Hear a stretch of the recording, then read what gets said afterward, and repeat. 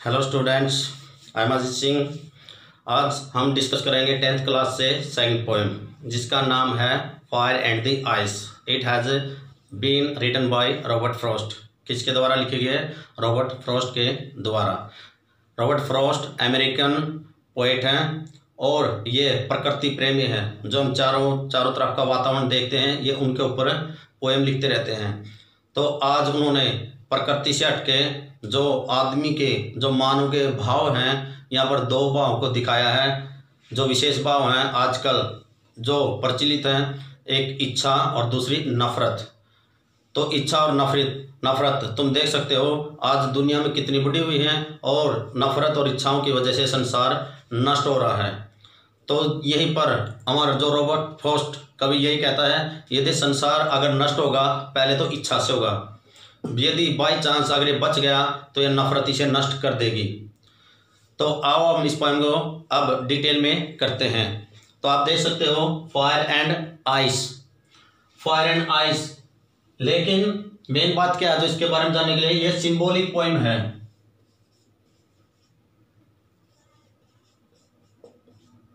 Symbolic प्रतीकात्मक यानी कि प्रतीक है। फायर मतलब आग, लेकिन यहां आग नहीं है। इसका मतलब क्या है? डिजायर, इच्छा।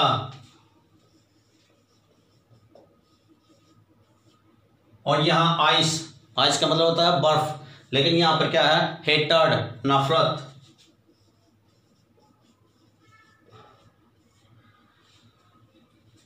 तो फर्स्ट बात जो याद रखने योग्य है, ये जो कविता है, जो पोएम है फायर एंड आइस, ये क्या है? सिंबॉलिक है।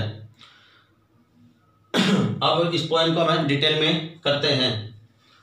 सम सेज, कुछ लोग, यहाँ पर कुछ से कुछ कहते हैं, अर्थात कुछ लोग कहते हैं the world will end in fire, यह संसार समाप्त होगा किसमें? फायर में, अर्थात इच्छाओं से। तो कवि रॉबर्ट फ्रॉस्ट क्या कहता है कि कुछ लोग कहते हैं कि संसार खत्म हो जाएगा सिर्फ इच्छा से।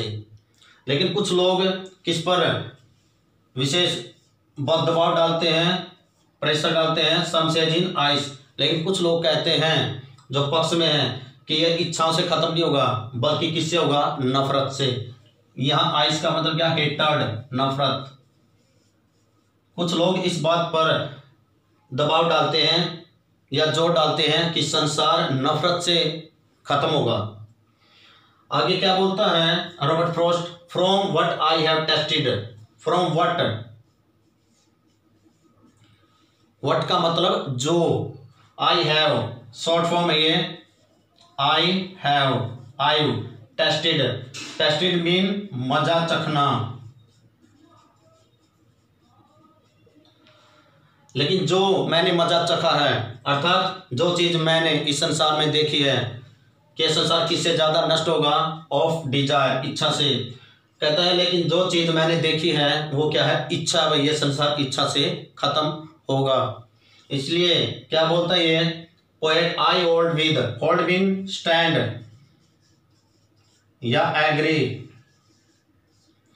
कहता मैं एग्री हूं इस बात से, या मैं खड़ा होता हूं विद दोज मीन आदमी। कहता मैं उन आदमियों के साथ खड़ा होता हूं हु फेवर फायर, पक्ष लेना, साइड लेना।